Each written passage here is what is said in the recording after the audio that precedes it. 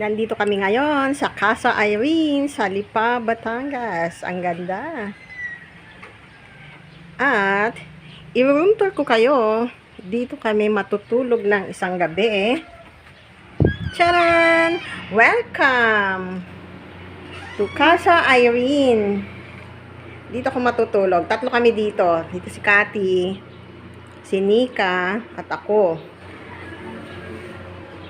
May TV, meron ding ref, siyempre walang laman. Air condition din siya. Dito ang banyo, maluwag. Maluwag ang banyo. Yan, pwede kayong maglagay dito ng mga damit. At itong aking mga kasama sa room ng mga magagandang dilag. Ayan, maganda din ang kanilang bathroom.